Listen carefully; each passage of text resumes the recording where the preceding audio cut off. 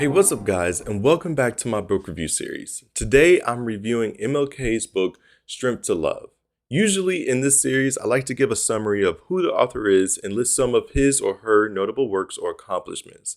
However, in this case, I think it's not necessary for me to do that because, well, everyone should know who Martin Luther King Jr. is. So I'm just going to skip the About the Author section and just get straight to my review.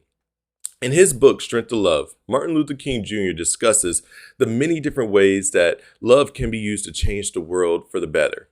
He argues that love is not just a feeling or an emotion, but rather a powerful tool that can be used to fight against hate and injustice.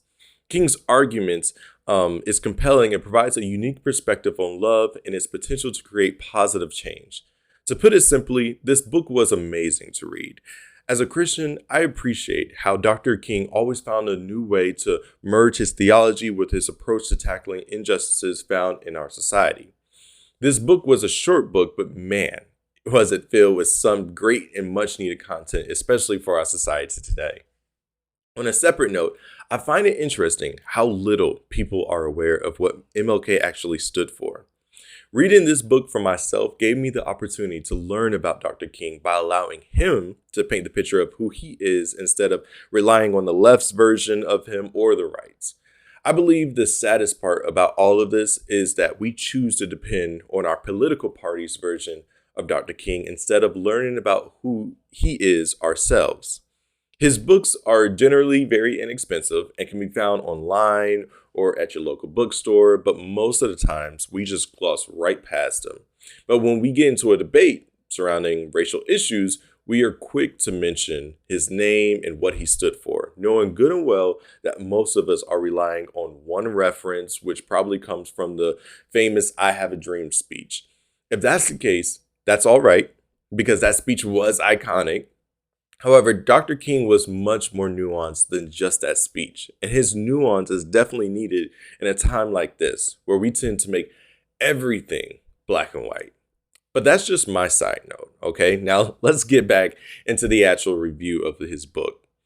As Dr. King is mostly known for doing, he gives us biblical advice throughout his book on how to approach injustice and hatred. He explains his stance on peaceful protests and gives us his reasoning as to why he didn't resort to violence and why we shouldn't either. Like I mentioned before, he always tends to bring much nuance to these issues that, he's addressing in his book. He understood why people rioted and chose to resort to violence, even though he strongly disagreed with it and on many occasions pleaded to everyone not to go down that path. He made it clear that choosing not to resort to violence and hatred was not an easy decision to make, contrary to other people's opinions, especially at that time. He understood why people were so furious that they even had to consider marching for their basic human rights. And he understood why some were even tired of marching peacefully while their enemy didn't hold back any measure of violence when it came to them. Many of us remember the many cries for peaceful protests from MLK, but we often forget about the empathy and tendency to try to understand the hurt and pain for those who resort to violence when faced with a lack of governmental response to injustice.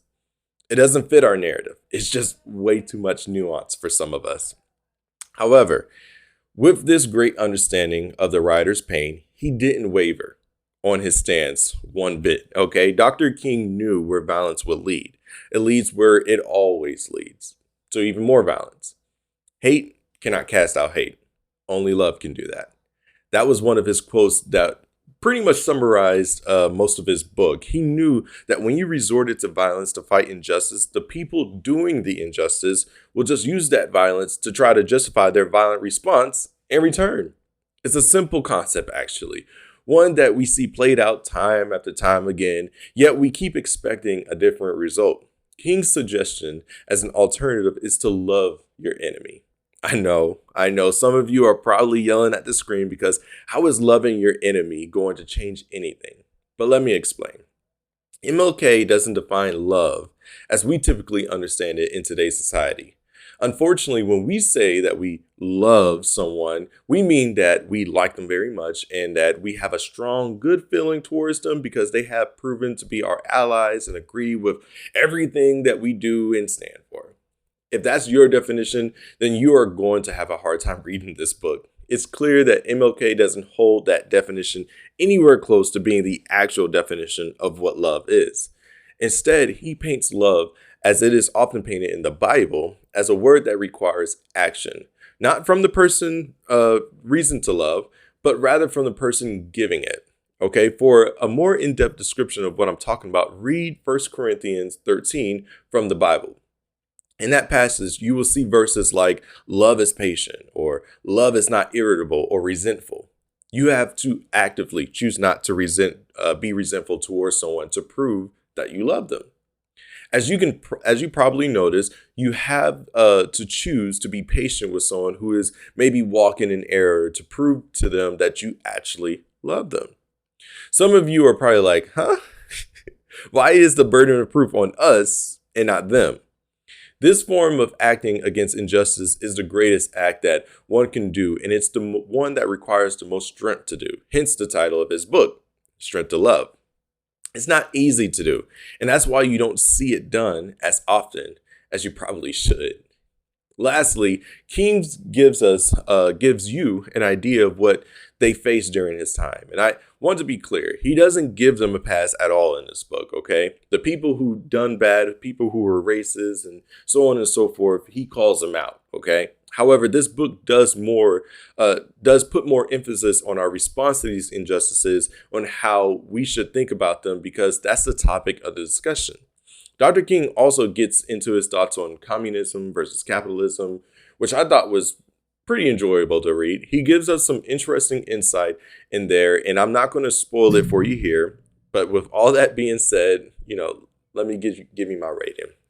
So I'm going to give this book, despite all the praise I gave it, I'm going to give this book a 7 out of 10.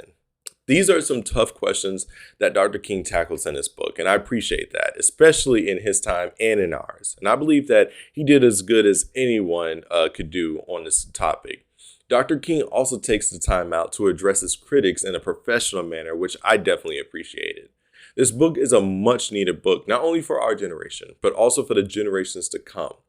With that being said, that is my full review of MLK's book, Strength to Love. Let me know your thoughts in the comment section. Don't forget to like this video and subscribe if you want to see more like it. But thanks for watching this video. Until next time, guys. Peace.